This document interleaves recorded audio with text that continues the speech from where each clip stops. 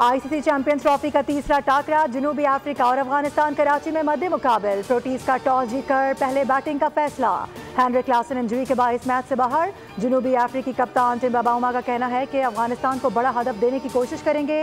अफगान कप्तान हशमतुल्लाह शाहिदी कहते हैं कि हमारे पास क्वालिटी स्पिनर्स हैं।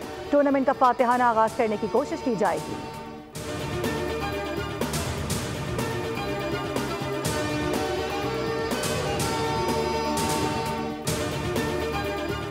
अदालती अहकामात के बाद जुडिशल मजिस्ट्रेट गरबी की मौजूदगी में मुस्तफ़ा आमिर की कब्र कुशाई। 3 रुकनी मेडिकल बोर्ड की सरबराही में नमूने हासिल कर लिए गए।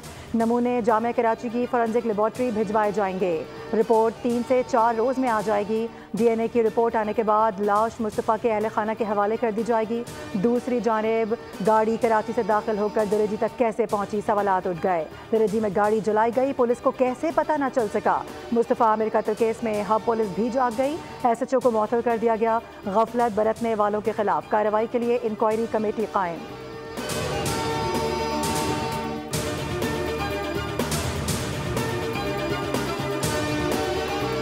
सोशल मीडिया पर ये लोग गंदी ज़बान इस्तेमाल करते हैं। जिसको आप बाप कहें उसके खिलाफ ऐसी ज़बान इस्तेमाल नहीं की जाती। ये सारा झगड़ा फैज़ हमीद को आर्मी चीफ बनाने की बात पर शुरू हुआ। बानी PTI की क्लिप मौजूद है जिसमें वो आर्मी चीफ को बाप कह रहे हैं। वज़ीर दिफा ख्वाजा आसिफ कहते हैं कि उनके नज़दीक मुल्क और इदारों की कोई अहमियत नहीं। इनकी इंतशार की सियासत जल्द ख़त्म हो जाएगी।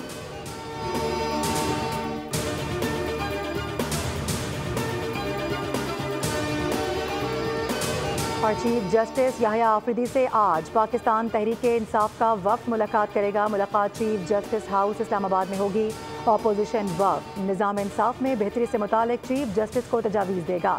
इससे कबल वज़ीर आज़म शहबाज शरीफ की सरबराही में हुकूमती वफ़द भी चीफ जस्टिस को मुलाकात कर चुका है।